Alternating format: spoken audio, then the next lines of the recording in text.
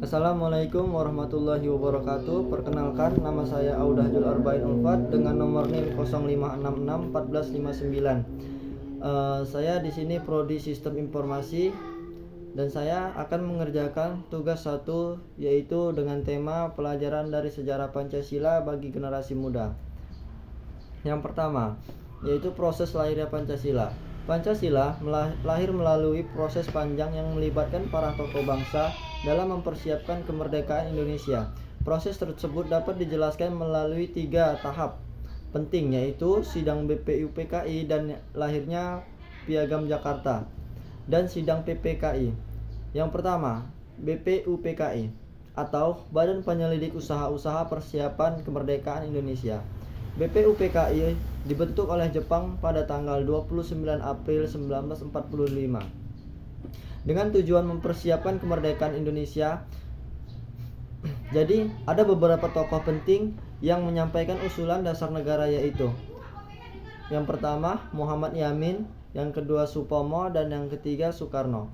Pada tanggal 1 Juni 1945, Soekarno menyampaikan pidato yang berisi 5 dasar negara dan memberi nama Pancasila. Tanggal tersebut kemudian diperingati sebagai hari lahirnya Pancasila. Kemudian peristiwa penting dalam BPUPKI yaitu pembentukan dasar negara Indonesia. Yang kedua, munculnya istilah Pancasila. Dan yang ketiga, adanya semangat persatuan meskipun terdapat perbedaan pendapat. Contoh yang relevan pada kehidupan pada saat ini yaitu semangat musyawarah dalam BPUPKI dapat diterapkan ketika masyarakat menyelesaikan masalah melalui diskusi bersama, misalnya rapat organisasi atau musyawarah, atau untuk mencari solusi terbaik menemukan jalan suatu masalah. Dan yang kedua yaitu Piagam Jakarta.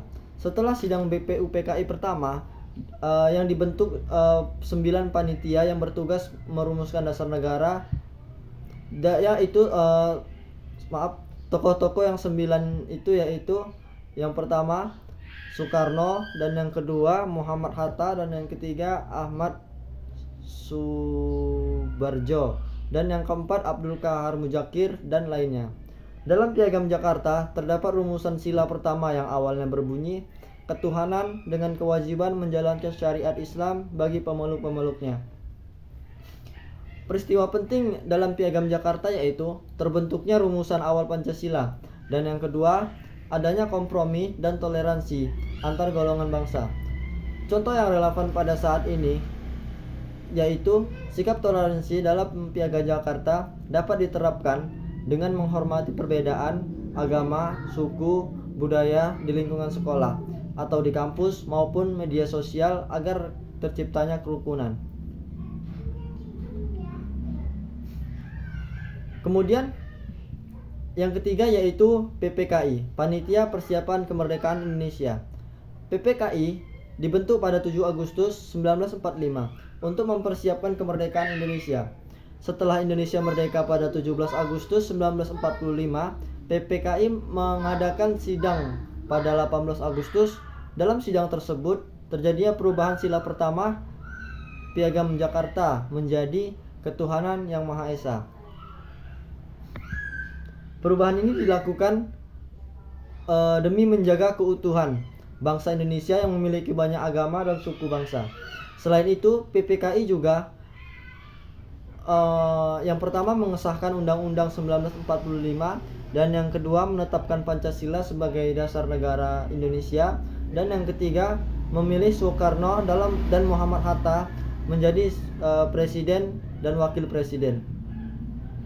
Peristiwa penting yang terjadi dalam PPKI yaitu mengesahkan Pancasila sebagai dasar negara dan pengesahan Undang-Undang Dasar 1945 yang mengutamakan persatuan nasional di atas kepentingan golongan.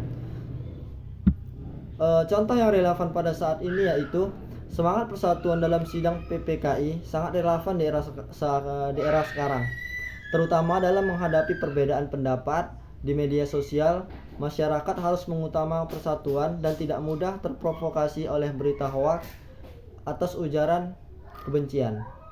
Baiklah, hanya itu yang dapat saya sampaikan. Lebih dan kurangnya saya mohon maaf. Wabillahi taufik wal hidayah. Wassalamualaikum warahmatullahi wabarakatuh.